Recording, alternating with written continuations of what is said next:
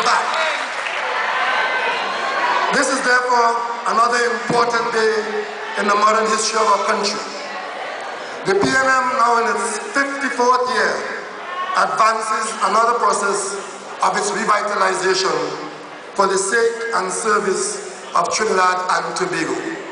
Today, a mere 6 weeks after a general election defeat, we are able to send our local government candidates, supported by the entire party, to fight the good fight on behalf of our nation.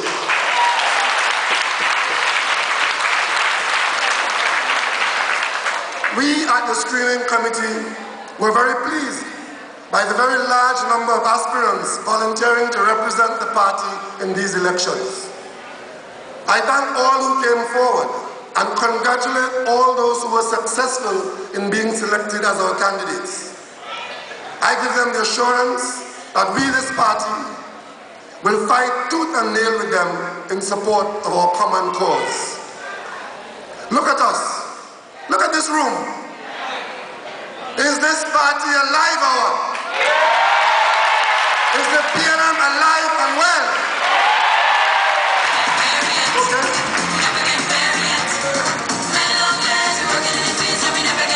I want to hear you again. Is this party alive, well, and ready? Tell that to those who are so anxious to write us off.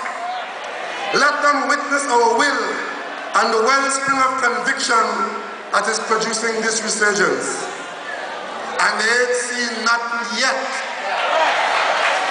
The PNM is going to re-emerge more sparkling than ever, more multifaceted than ever, more all-embracing than ever, proving that it is the only true, enduring political diamond in the history of Trinidad and Tobago.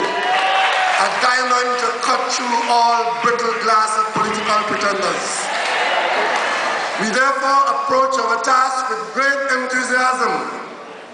The PNM has the inbuilt capacity for regeneration. It is rooted in our origins which produced this movement based on sound philosophy and strong conviction. We came as the liberator and emancipator of Trinidad and Tobago from the debilitating shackles of colonialism.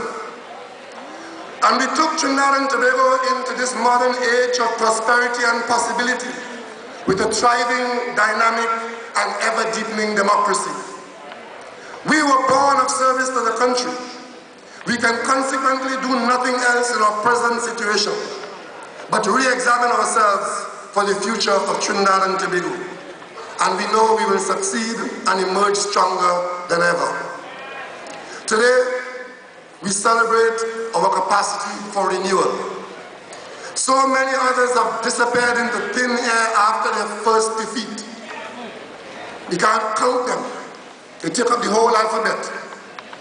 By any quality, but any quality organization or individual must be capable of ongoing self-examination to determine the need for adjustment and improvement. It is the only way to ensure you have strength, insight, courage, and relevance for the work you must continue to do in this world. And the PNM has plenty of work still to do in Trinidad and Tobago.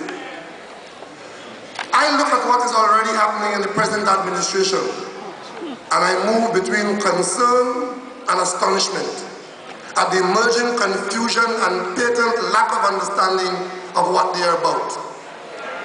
I will have much more to say about that, but enough for now. I will tell you one thing. I am no prophet, but I can predict that soon, much sooner than you think, this country is going to turn its eyes once more to the PNM.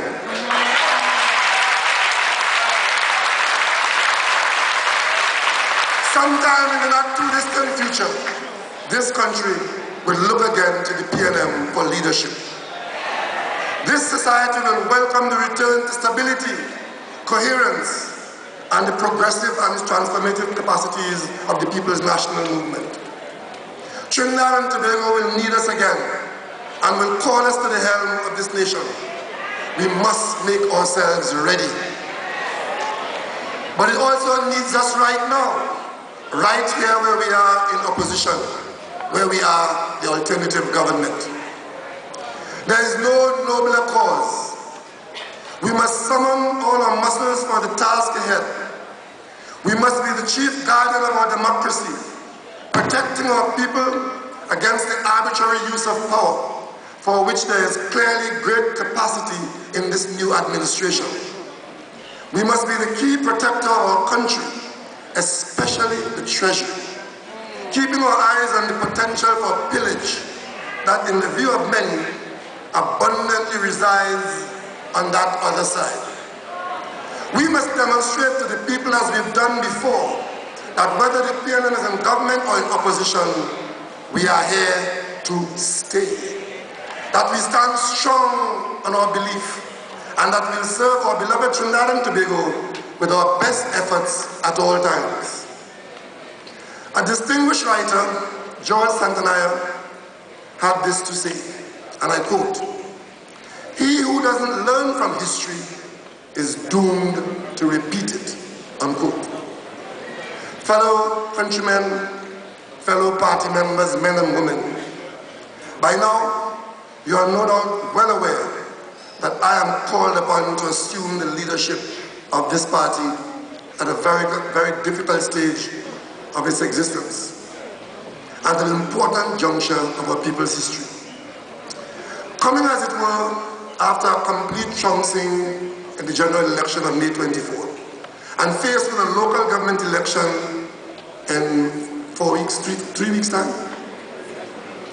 This is not the way we would have liked it, but it is where we are, and I accept it, for there is no way that I can wade into the seas of misfortunes and ask that the tides be calmed and the waves be still. This is what we have to work with, and we'll make a success of it.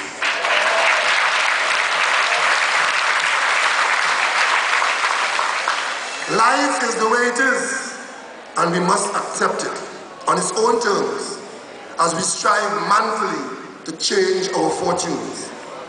All I ask of you is that we welcome this moment as opportunity rather than a permanent setback. A time to call upon all of our inner reserves of spiritual strength. A time to welcome the light that the moment offers, rather than dwell on and curse the darkness of our unexpected defeat. Being defeated in an election is nothing new for the PNM. It has happened before, and no doubt it will happen again sometime in the future. The truth is that wherever we are, we as a party have found ourselves in difficulty.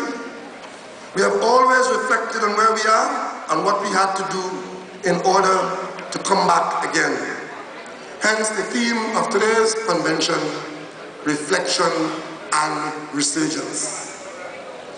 That is to reflect on where we have come from and how we must respond to be successful the next time out.